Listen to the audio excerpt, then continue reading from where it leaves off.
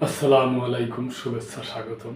প্রিয় দর্শক, কালের কণ্ঠ পত্রিকায় ছাপানো হয়েছে টাইম ম্যাগাজিনের একটা প্রতিবেদন আর কি, যে পৃথিবীর মধ্যে 100 প্রভাবশালী ব্যক্তি, তার মধ্যে আমাদের অন্তর্বর্তী সরকারের প্রধান উপদেষ্টা আছেন, ওই ব্যাপারে সংবাদ। টাইম ম্যাগাজিনের 100 প্রভাবশালী ব্যক্তির তালিকায় ডক্টর ইউনূস।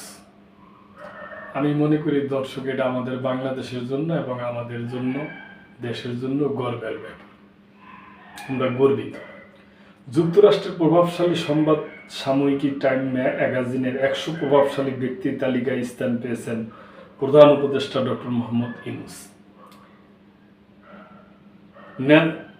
নেতা ক্যাটাগরিতে 6 নম্বরে রয়েছে তার নাম ও ছবি। এই তালিকায় যুক্তরাষ্ট্রের প্রেসিডেন্ট ডোনাল্ড ট্রাম্প, যুক্তরাজ্যের প্রধানমন্ত্রী কেয়ার স্টারমার, মেক্সিকোর প্রেসিডেন্ট ক্লাউদিয়া শেইনবুম এবং বিশ্বের সর্বোচ্চ ধনী ব্যক্তি ইলন মাস্ক সহ রয়েছেন 22 ব্যক্তি।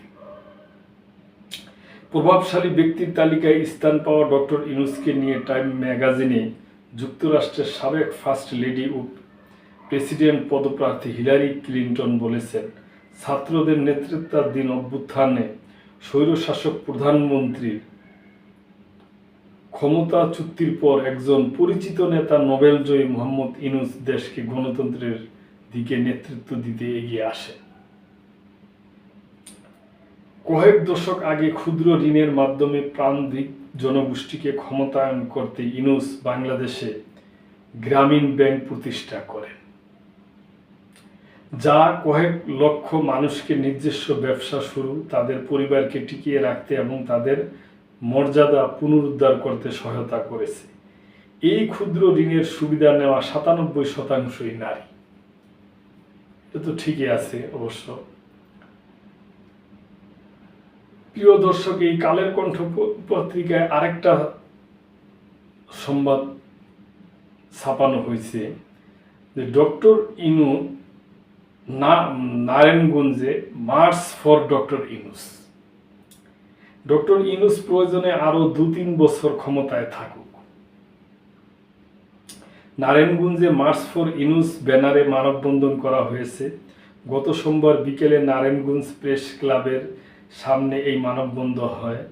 ধনিয়া কলেজের সাবেক শিক্ষার্থী আলিফ দেওয়ানের নেতৃত্বে মানববন্ধনে শিক্ষার্থী সিয়াম হোসেন, নারায়ণগঞ্জ কলেজের শিক্ষার্থী আল আমিন, সাব্বির ইসলাম, রাসেল মিয়া সহ অন্য ছাত্র জনতা অংশ নেন। মানববন্ধনে বক্তারা বলেন, ফ্যাসিস্ট সরকারের সময়ে কেউ কথা বলতে পারত না, স্বাধীনভাবে চলতে পারত না। এখন দেশের মানুষ স্বাধীনভাবে চলতে পারে, কথা বলতে পারছে।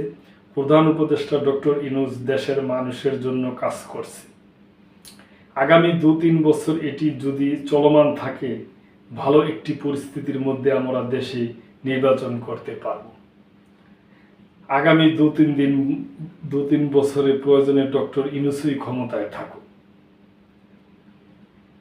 একদল চাঁদাবাজি অপকর্ম করতে না পেরে তারা নির্বাচন করছে।